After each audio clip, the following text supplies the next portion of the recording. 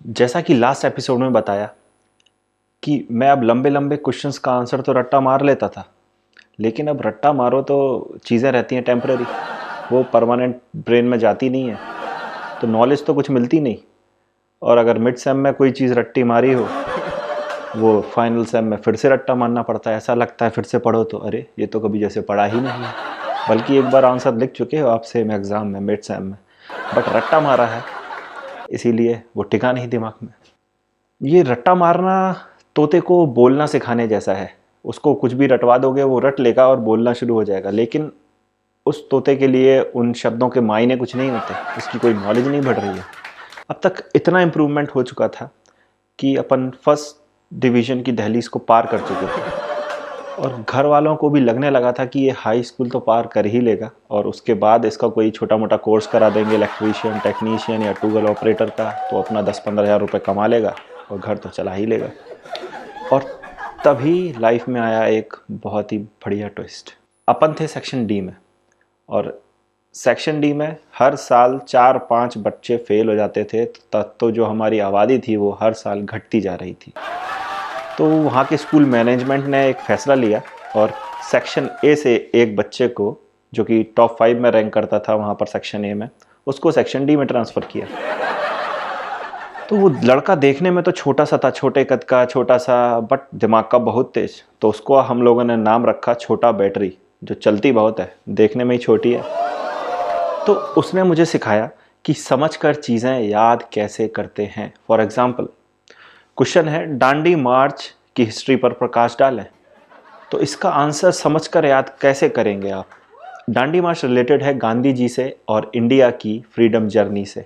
अब ईयर याद करने के लिए डांडी मार्च का बहुत सिंपल है, मार्च 1930। अब मंथ तो सीधे मार्च, डांडी मार्च वहाँ से मैच होके याद हो ही जाएगा। अब ईयर कैसे याद रखें?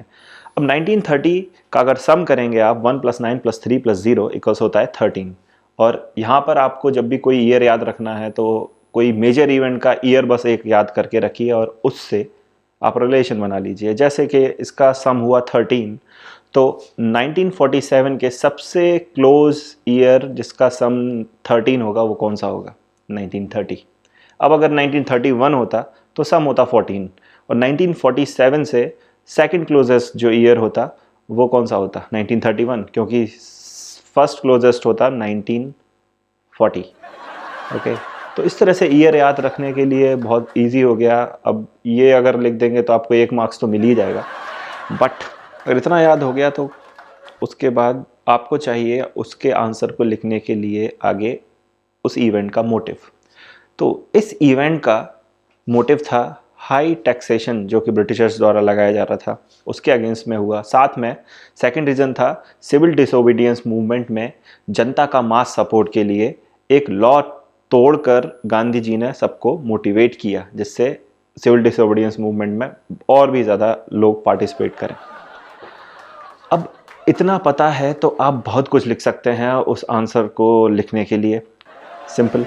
इस तरह मिला मुझे अपनी लाइफ में फर्स्ट टीचर, एक दोस्त, एक क्लासमेट के रूप में, और 8th क्लास में सीधा 60% से 75% पर पहुंच गया। और किसी ने सच ही कहा है कि अगर अपना कोई दोस्त फेल हो जाए तो दुख होता है, बट अगर वो फर्स्ट हो जाए, आपसे आगे निकल जाए, तो बहुत ही दुख होता है। तो वही हुआ हमारे साथ भी। तो कुछ स्टूडेंट को बहुत बुरा लगा, क्योंकि उन सब को पिछाड़ते हुए मैं आगे आ चुका था, और मैंने उनको कहते हुए सुना कि इन जैसे लोग इस साल आगे निकल गए, नेक्स्ट ईयर देखते हैं इन जैसे लोगों को। ये सुनकर मुझे बुरा तो बिल्कुल भी नहीं लगा, मोटिवेशन मिला, क्योंकि इस किलिंग स्ट्रीक को बरकरार रखना है, नेक्स्ट ईयर और बेटर परफॉर्म करना है। अगर आपका ब्रेन चीज़ों को रट्टा नहीं मार पा रहा है तो सिंपल है, आपका ब्रेन वर्क करता है लॉजिक के ऊपर, तो आपको लॉजिक ढूंढना होगा कोई भी चीज़ याद करनी है। Sometimes you just don't know how your brain functions.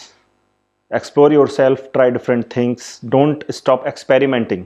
I am sure you will find your way to gain knowledge and success in your life. तो मिलते हैं next episode में. Watch our upcoming videos, subscribe to the channel and press the bell icon. Please share if you like the video. Thanks for watching.